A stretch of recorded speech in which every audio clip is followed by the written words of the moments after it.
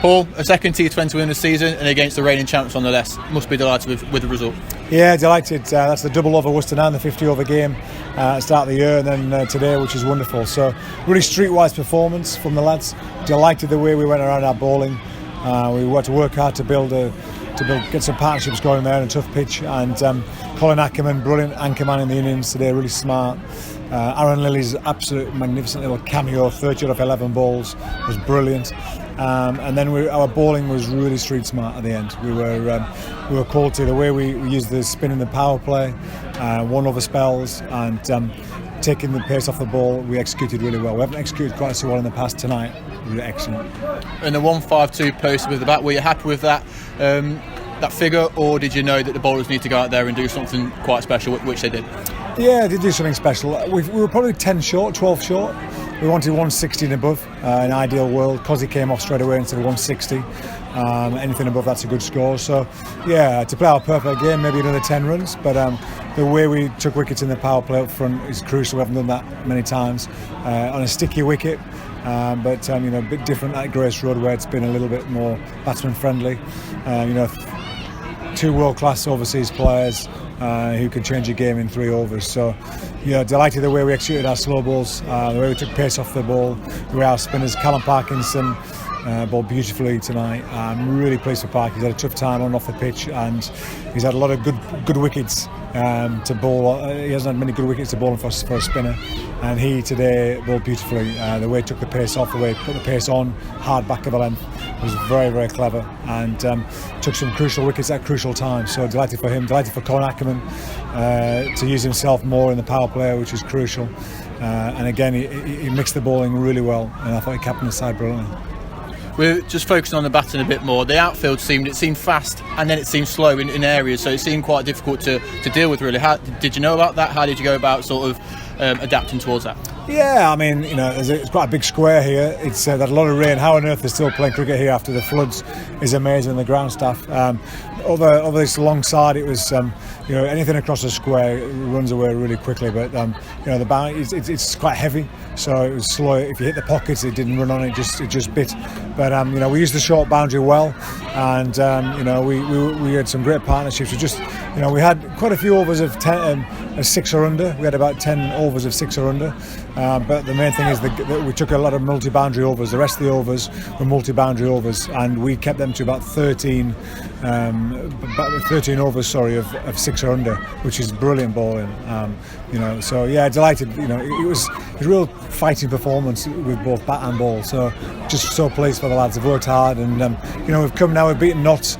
We beat Worcester, 2 of the top 3 sides in the country in white ball cricket consistently over the last 3 years. So we take great confidence from it. You mentioned partnerships there, and none more so were the best for the Foxes and Ackerman and Hill at a crucial time when we just lost quite a few quick wickets as well. Yeah, when people like Daryl Mitchell come on, he's somebody who you want to take down, and we had to rebuild. We just lost too many wickets. We had to build for the back end of the innings and set it up for boundaries at the back end.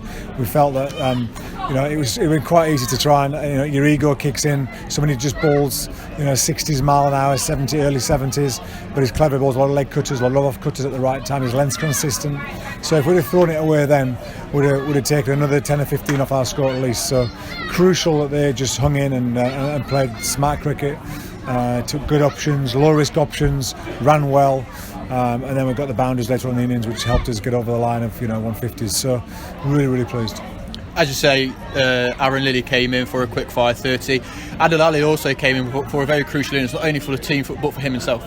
Yeah, Dilly's, it's tough to go in at just a few balls at the end, but he got 18, I think, of about 11 balls. So for him to hit a fantastic big long 6 out the park was lovely. He looked solid, looked consistent. And Aaron Lilly's 6 early on was absolutely massive and nearly out of the ground. I'd love to see that one at Lords or somewhere like that, the Oval. It would have been close to the top tier, which not many get to. So he'll be telling us about that. We're going to a barbecue at Matt Mason's house now, so we'll all be in good spirits. And just to focus on the bowlers now, obviously coming up against 3 gun T20 players at the top of the order, especially after the defeat against Durham as well, all going for a few. Must be quite a gutsy performance to go in there and bowl the way they did. Yeah, just pleased with the commitment they showed. They've worked really hard in the last few days. The slow balls are coming out much better, much more consistently. Yorker's consistent. Dieter Klein as well bowled a maiden today. You don't see many maidens in this this standard of cricket in T20 cricket, and to bowl a maiden in that middle period is brilliant. That just builds so much pressure for guys at the other end. Even though perhaps you might not get a wicket, it actually builds pressure at the other end for the other guys. So delighted, everybody's performed well at the ball. Gavin Griffiths bowled brilliantly, bowling more back of a length hard, and also the slow balls. We just bowled well. There's 3 or 4 dots against Vessels, and Will Davies bowls a brilliant slow ball and gets him straight up in the air. Some good catches in the outfield. Harry Swindle's caught a brilliant catch running in from deep mid wicket, running in full stretch, diving forward a couple of inches off the ground. That inspires the whole team. So it's a couple of big high catches that the guys wanted and got under. So tonight, we're really proud of our performance. And wickets seem to fall at crucial times as well. Just coming to the top of my head now, Ferguson and Cox, 2 very crucial wickets at 2 very crucial times. Yeah, definitely. Good players when they get in, they're both match winners. One, Cox has done it in the finals day. So if you can do it in the finals day, you've got a big match temperament. Ferguson's done it game in, game out last year. And in the final again, he's a world-class player. We all know that. But we know that this dressing room has the capability of performing against anybody. It's all been about our thinking and our execution. We haven't got that enough good places in past games, but now roles are starting to have a bit more clarity in their roles now. They're playing on a wider gauge of pitches, and today was a sticky wicket, and we performed way better than most today are. So I'm delighted. And career best performances from Will Davies and Gavin Griffiths, and Dieter Klein also bowled a maiden. Yeah, absolutely.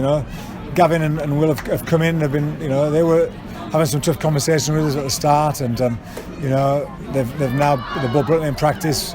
It was a tough call to drop Chris Wright and to rest him. So he's dropped Chris, and we've had chats as well since then. It's tough when you drop guys out of the side. Benny Mike, we gave him opportunity. With these 2 lads, you want guys to stand up and be counted. And Will, big, tall, strapping lad, and strong, hits the deck hard, angles the ball in from wide of the crease, the same as Gavin. And both of them have got fantastic back of the hand slow balls, good off cutter slow balls, and the Yorkers as well. So they've put their hands up and said, we want to play on this side, we want to make match winning contributions, and that's what we need. And just looking ahead now to Birmingham on Wednesday, you owe them one as well from the first game of the season. What your initial thoughts going into that? Yeah, well, it's a while away now. I've got to, we reflect. We've had a quick debrief here, but we'll reflect properly when we get back to Grace Road, Fisher County Ground on Tuesday. We'll have a day off tomorrow, active rest tomorrow, and then the guys, there'll be 1 or 2 come in and do a little bit of optional training and nets, but most of the lads will have a bit of time off, get their bodies right and their minds right, and come back clear, ready to look forward to a great training session on Tuesday, which sets our standard for Wednesday TV game. So we want to perform well for everybody else watching, all the Foxes fans globally who are watching us, which will be great. So we look forward to it. We performed poorly against Birmingham Bears at their place, so we want to put things right and go 1-1 in that little series.